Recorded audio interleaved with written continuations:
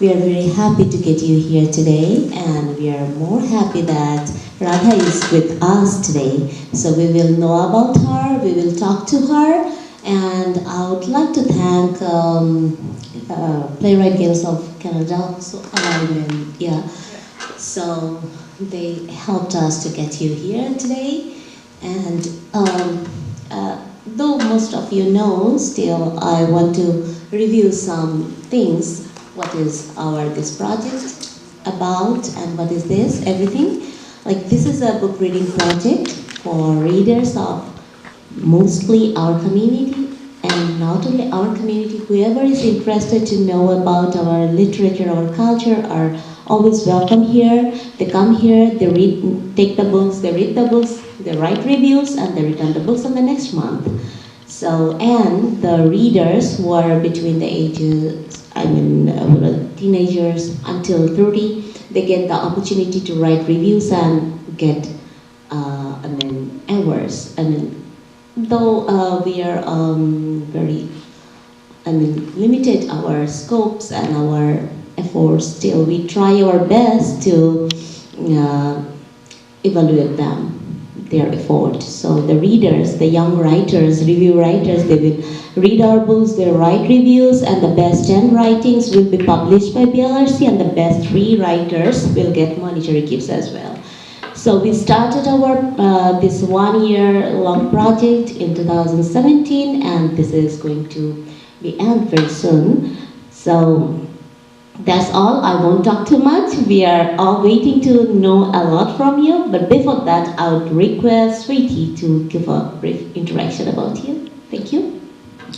Hi everyone, so I have the pleasure to introduce Radha S Menon today.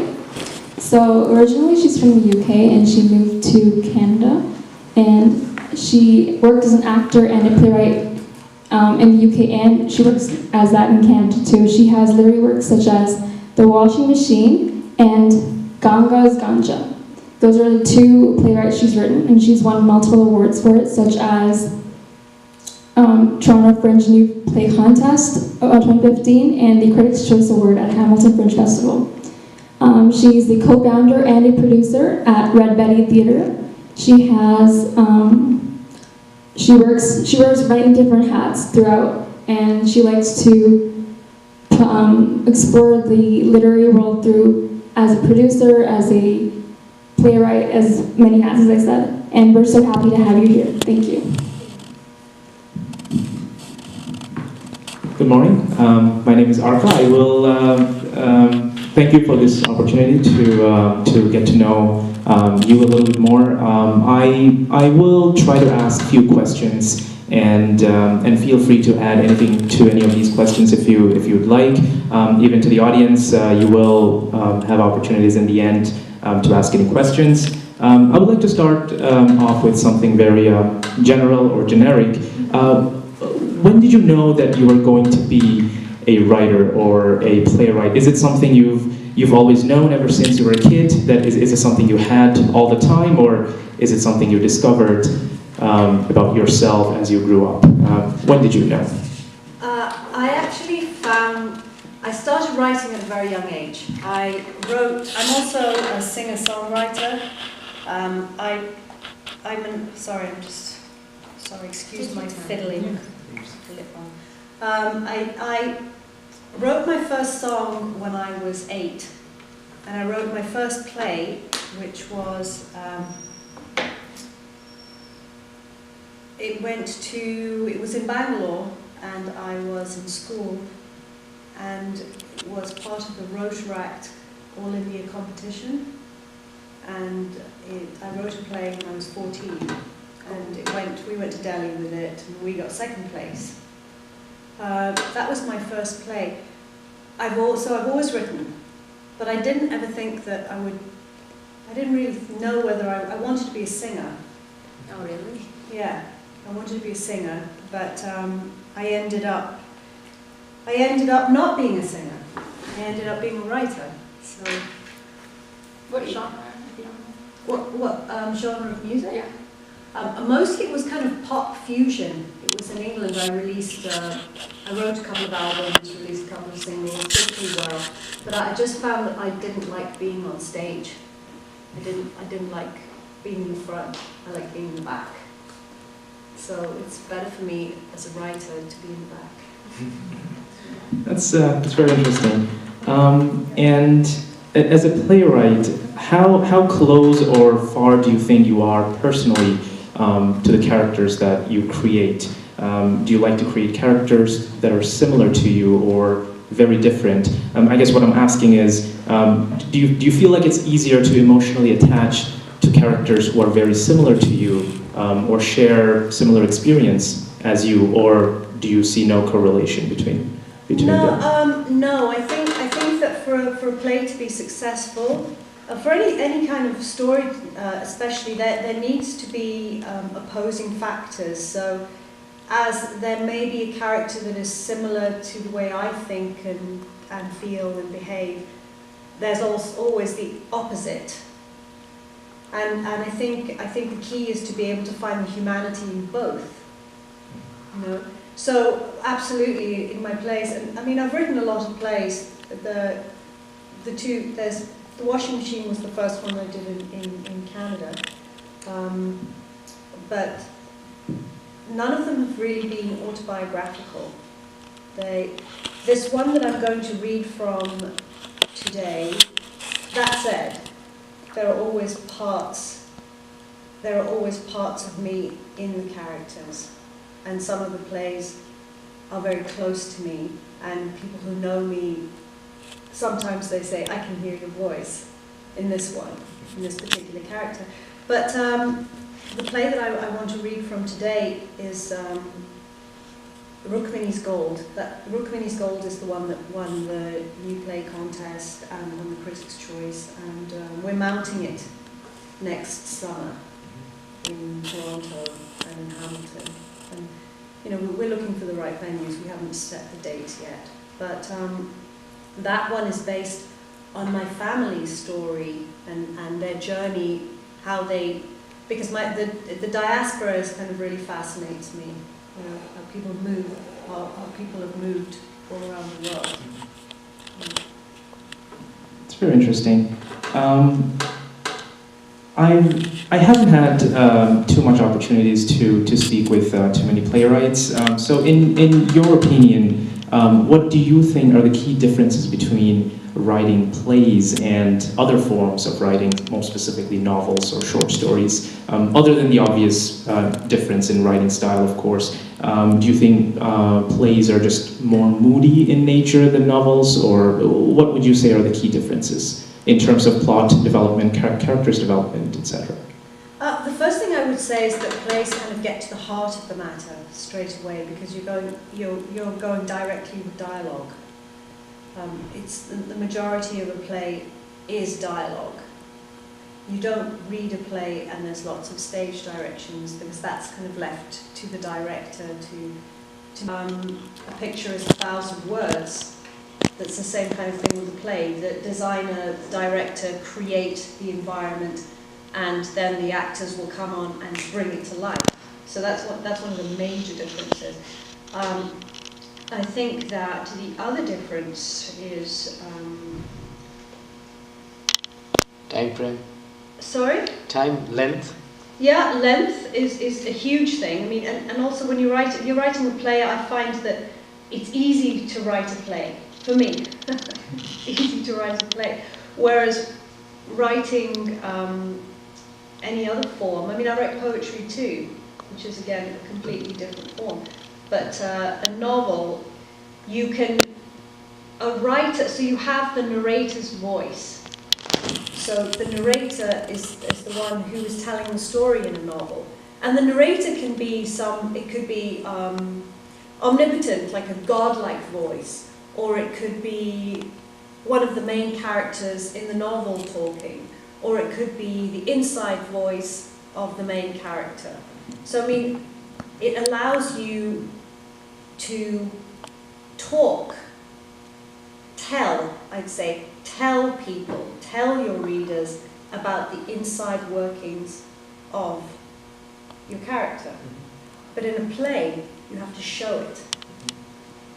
Yeah, it's amazing that you say you feel it's easier to write a play because, I mean, at least the way I see it, in a novel you have a lot more opportunities with words to, and with paragraphs to describe the setting and the characters and how they look, how the setting is, how the marketplace looks like. But you sort of have to do the same with plays. I mean, you do still have to describe how the marketplace looks like, but through dialogues. And to me, I mean, I find it a lot more difficult to do, or when I think about it, I think it would be a lot more difficult to do. I disagree. I actually don't describe anything unless it's absolutely imperative. Mm-hmm. So, some playwrights will write massive descriptions, but that tends to be very old-fashioned, because nowadays they really don't like that, because they want to give the director and the set designer and the costume designer the opportunity to showcase their art. Sanchez was actually the second play that I wrote in Canada, but when I wrote it, I didn't have that much experience or understanding of structure. So I'd written the play, and it was, although I did just say my stuff's not autobiographical, it isn't, because neither of the characters are me. But the situation was that when I was a teenager, my mother got very sick and she passed away, but I was unable to let her go. So the story is about two sisters. So I've taken that, and actually when I wrote it was very cathartic because I carried a lot of guilt. So the story is about two sisters, and one sister has multiple sclerosis and the other one grows cannabis because it's the only thing that helps medicinally for her sister. But her sister is dying and she doesn't want to let her go. And that's where the premise came from, and that's where the initial seed of the story came. But it took a very long time. It took more than 5 years to get it from the initial draft to the play that we put on earlier in the year, because I had written it without having any structural integrity. So I had to try and then kind of take it apart without taking the heart of the play out of it and keeping the story, and then put it into a structure that worked. So, but yeah, that's the story. It's about letting go. Yeah, that's very interesting. And who do you find inspirations from as a writer? Surely you have other writers you look up to. Who do you? I mean, as we can't talk about plays without mentioning William Shakespeare, of course. But who else do you find inspirations from? Well, I have to say I'm a huge fan of Rabindranath Tagore. A huge fan. And I was just saying that I would like to adapt. I've got to try and find the funding, but I want to adapt the book Gora into a screenplay, because I'm also a filmmaker, to make a screenplay and actually one day shoot that film. Lots of. I'm a huge painter fan. Samuel Beckett. Shakespeare, yes, but Shakespeare was Shakespeare in many ways took his stories from other people. They know that. But yeah, he was a genius in the way that he could turn a word. I love Maya Angelou. She's an amazing writer. Toni Morrison. So I like Charles Dickens. I do like the classics, I have to say. I brought up on those Victorian novels. Yeah, but so many. Yeah. So many. Yeah. And if you had to pick only one play from any of those writers, which one would you pick as your favorite, and why? Which one do you feel the most attached to? That's a good question. I have to think about that one for a while. One play. How about to start things? How about if you had to pick one of your plays as your favorite, and why would that be? Okay, one of my plays. So I will say that Rukmini's Gold is one of my favourite plays because it follows the journey of my mother's family from India to Africa, Africa to England, England to North America. So I've but over the span of more than 100 years. Yeah. So and different, and losing family different, because not everybody moves. Some will stay. So it's that's one of my favourite plays, Rukmini's Gold. Just some of the characters in there. It's a very large play, meaning that there's lots of characters. It's eight actors, so it's a large play. But yeah, it's one of my favourite plays, and it's kind of an experimental play because it is set. Every single scene is set in a different railway station in various parts of the world. So it spans 4 continents and 130 years, and it follows the family. Rukmini is the matriarch, who's the first character that we see, and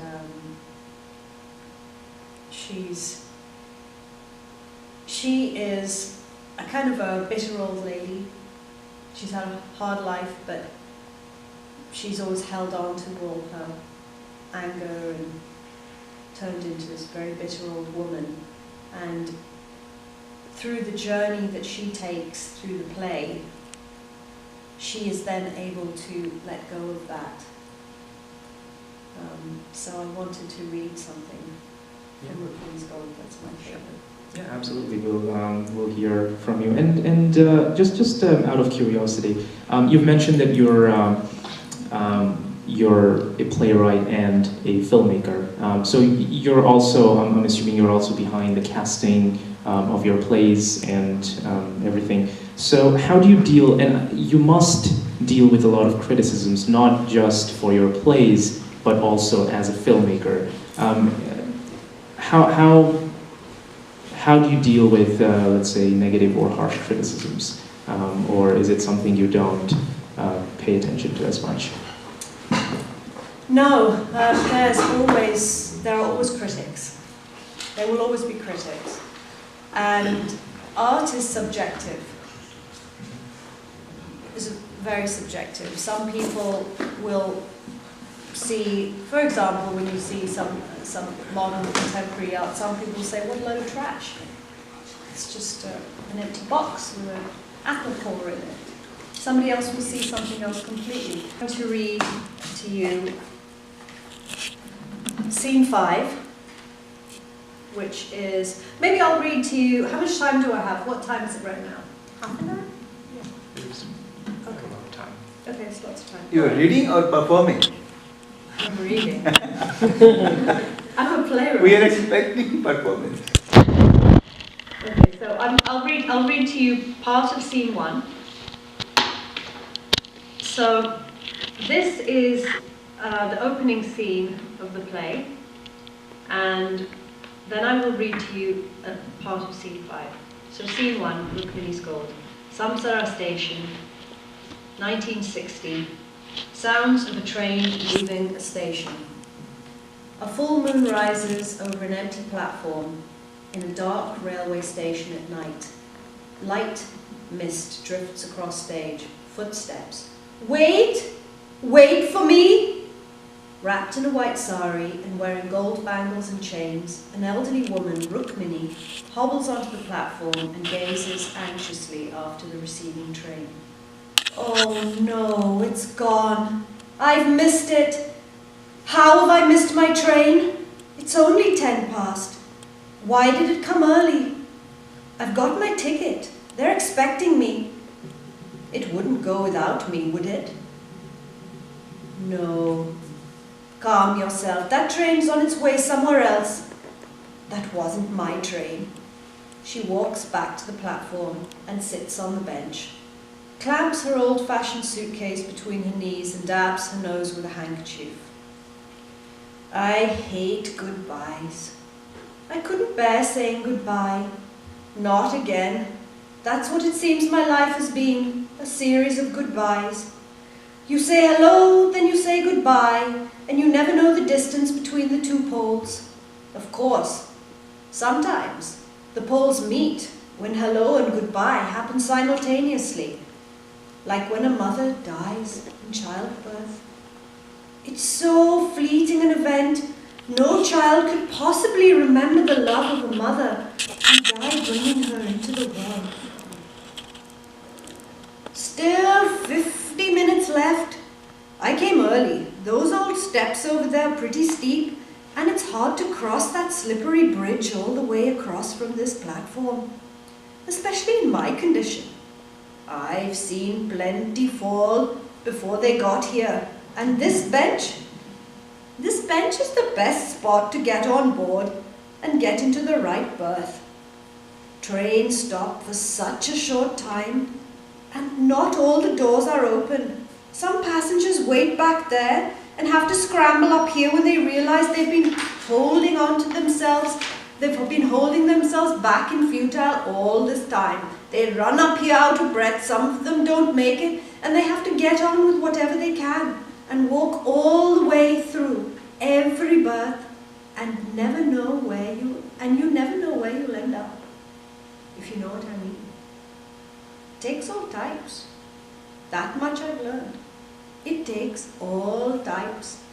I wouldn't expect my daughter Sunita to see me off. After all, she lives so far away in Africa with her husband, children and grandchildren. All so far away. I only wish I could have moved there to be with them. But it's not done that way. A son's duty is to care for his mother. Fat chance. Even in my condition, I'm still capable of looking after myself. I've always taken care of myself. Ate good, never smoked, always followed that body is a temple thing. My Anand said my body was his temple, and he worshipped me in many ways. But that was so long ago. I almost feel like it happened to another woman. I was young then. When I walked into a room, people took notice of me, but not anymore. Now, I might as well be a lamppost. There was nothing my Anand wouldn't do for me, right to the end. Bless him, that man had a heart. We were happy. But then, he bought his ticket, and off he went. Au revoir, that's it, goodbye, I'm gone. And I was left alone. I may as well have been invisible, a ghost in a white sari. I just want to see his face again. Such a kind face. Nini baba nini makan roti chini. Makan roti kagiya, chota baba soviya. Footsteps fall from the overhead bridge. Rukmini grabs her suitcase as the footsteps approach. Takes all types. A bright girl with 2 long braids and wearing a Catholic school uniform enters, singing the same lullaby. Can I sit here beside you? There's plenty of benches, why not sit over there? I need to be comfortable, my bones don't bend like they used to. You must be really old. What are you, 250? Cheeky waif. Just joking, you look great for your age. You don't know how old I am. I'm 12. Where's your mother? Don't look at me, I'm not your mother. I'd remember something like you. Don't smile at me, you cheeky imp. Who's traveling with you? You are. What? I'm going with you. You're not going anywhere with me, you cheeky chokri. I don't even know your name. And I don't want to know. Kindly play elsewhere. I can't be exposed to childish whims. Not in my condition. What condition is that? I'm old. And I'm young. Is that a condition too? Yes, a very irritating one. Go play. Off you go. Will you play with me? No. Why not? I'm waiting for a train and I don't want to be distracted. I don't want to miss it. How can you miss a train? It's so big. So that's part of this. We meet Rukmini's granddaughter, Pinky. And so the family, so Pinky is the daughter of Sunita, the daughter, Rukmini's daughter, who has travelled to India and been married in India. But then Rukmini, after the troubles in Africa, there was, I don't know how much history you know, but there was a massive exodus of Indians from Africa, and many of them went to the UK because they were British colonies at the time. So Idi Amin. yes, Idi Amin. So they were in Uganda and they left. They pretty much all left. Most of them left. Some of them stayed behind. So this is scene 5.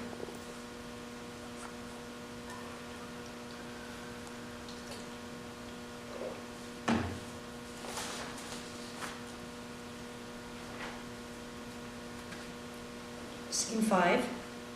South Road Station, Southall, UK, 2001.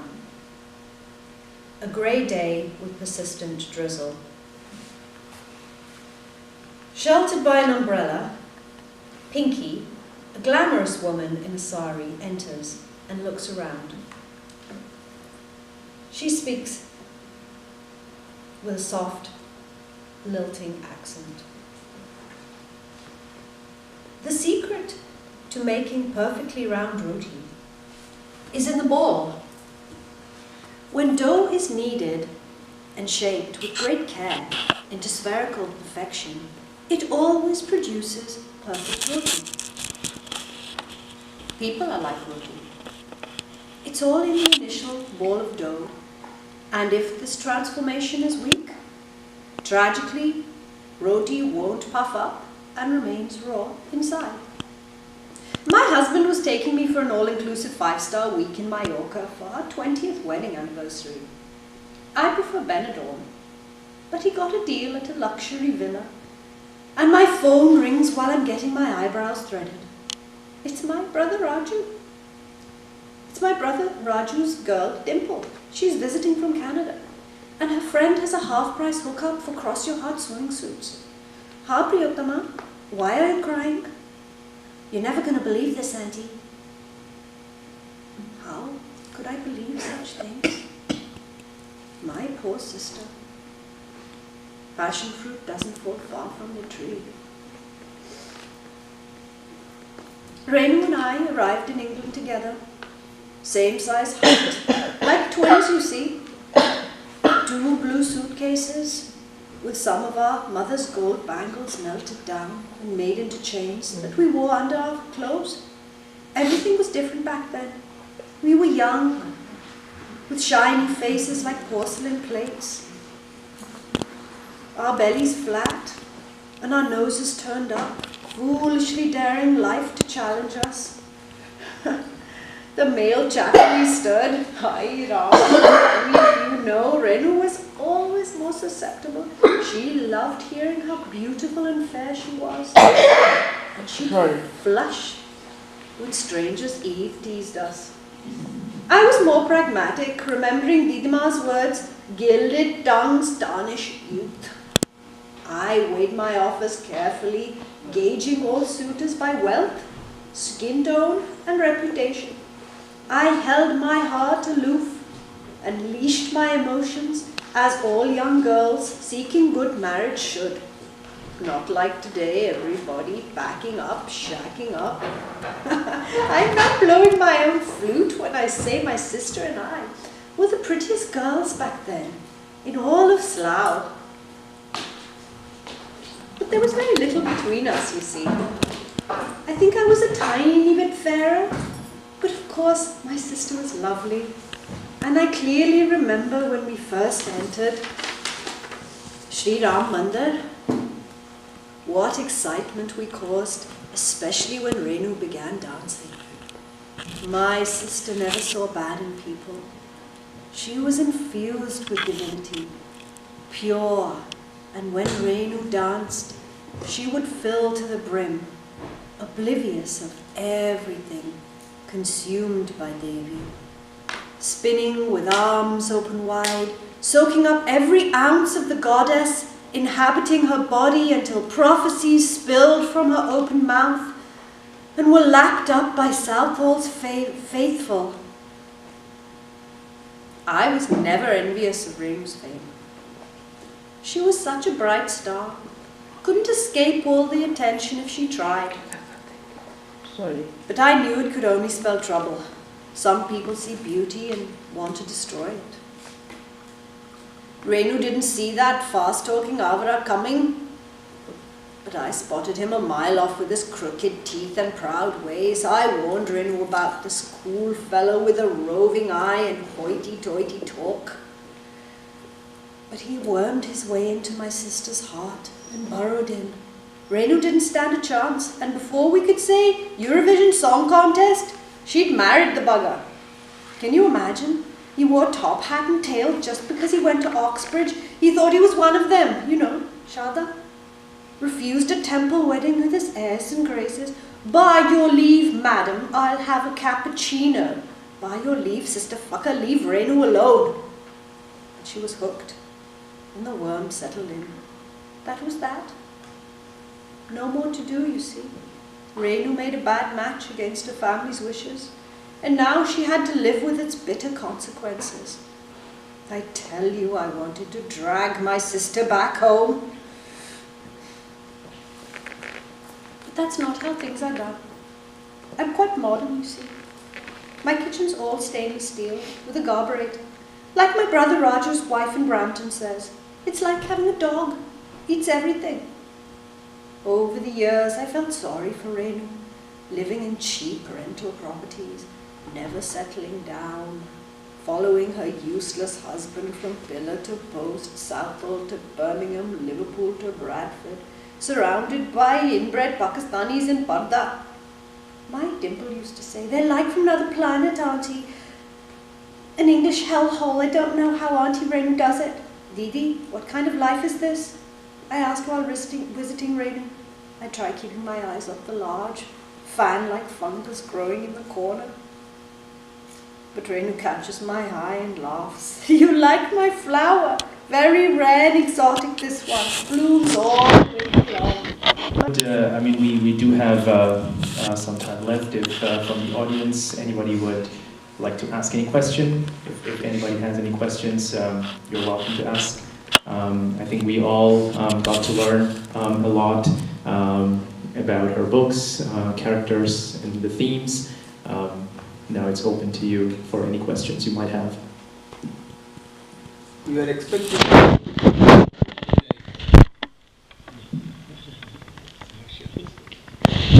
Personal interest in the English for sure. And what are the other languages you can speak? Oh, I speak really bad. Bad Hindi. No, bad Hindi, good. I understand Punjabi, but I don't speak it. I speak French, I speak Spanish, and I'm learning, oh thank you, so kind, thank you. And I understand Italian, but I've spent most of my life in the West, so I haven't really, apart from I went to high school in India for 4 years in South India, I didn't really get to speak. So earlier you said that one of your critics couldn't understand the culture and the, feelings of the subject matter. That's why the way he presented your production or your write-up is not up to the mark. That's what you said. So you have interest Rabindranath Tagore without knowing Bengali or the Bengali culture, not the language, the culture, and all those things. Yeah. Do you think that you will get up to the mark or wherever you want to reach with Rabindranath Tagore? I'm not writing. What I plan to do is not write a brand new story. I just plan to adapt Tagore's book. The book is there. I'm just going to adapt the story. So yeah, I think I should be fine. I'm going to write. I'm going to be adapting it from an English translation into English, not into Bengali, because I don't speak Bengali, unfortunately. I don't. So, but yeah, I will. And the thing about whenever you're writing plays is that you have to do a lot of research.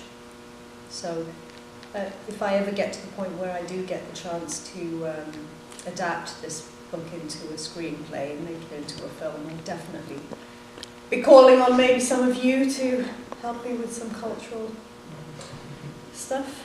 Make sure it's all right there. Because it's important for it to be real. Exactly, that's what I want. Yeah.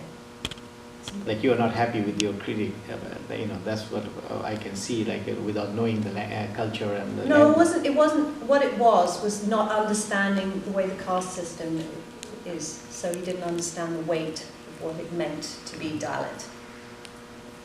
He didn't understand that. So he didn't understand the weight, the stakes of the.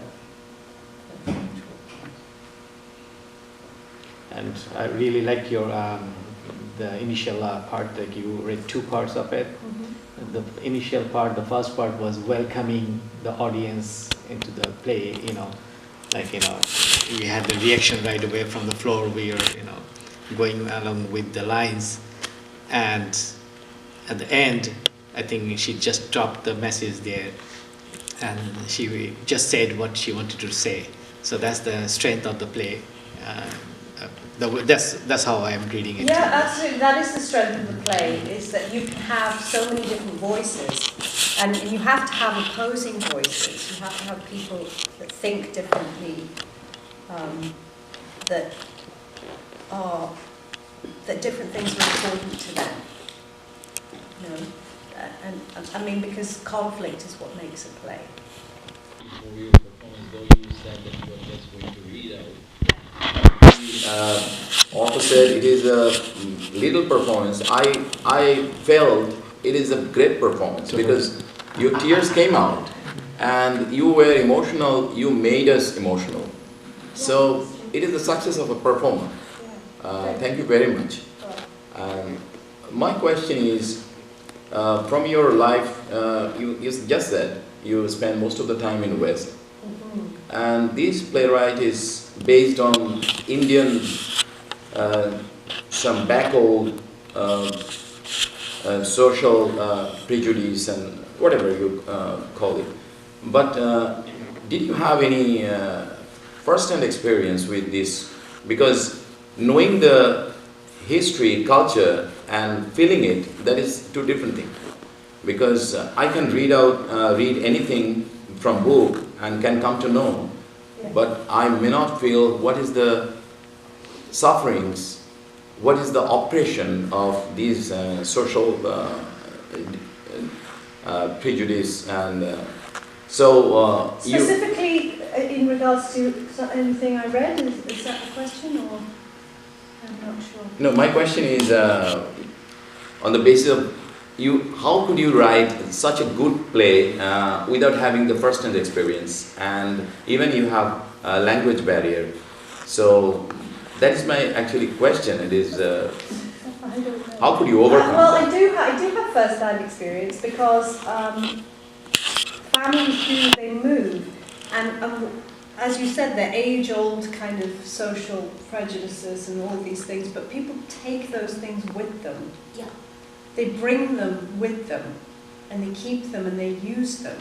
They're not so to an outsider, everybody might seem very kind of um, that everything is as it should be, but there's always great culture clash. Like when I grew up in England, my family were very traditional, and there was a lot of culture clash. I wanted to be an artist, I knew that. They were not having it. I was meant to be a lawyer. They pushed me and they pushed me, and it got to the point where I ran away. I ran away from home so I could be an artist. Otherwise, if I hadn't, I would have been a lawyer, and I wouldn't be sitting here talking to you today. You'll be talking in front of some criminals. Hopefully not. But yeah, so I did go through a lot. My family were very, very strict in many ways, and so yeah, I've experienced a lot of stuff in my life that has allowed me to write these plays and tell these stories. And I write about women because our voices are not heard. The world of literature is filled with male voices, predominantly male voices, and that's not just our culture, that's the whole world.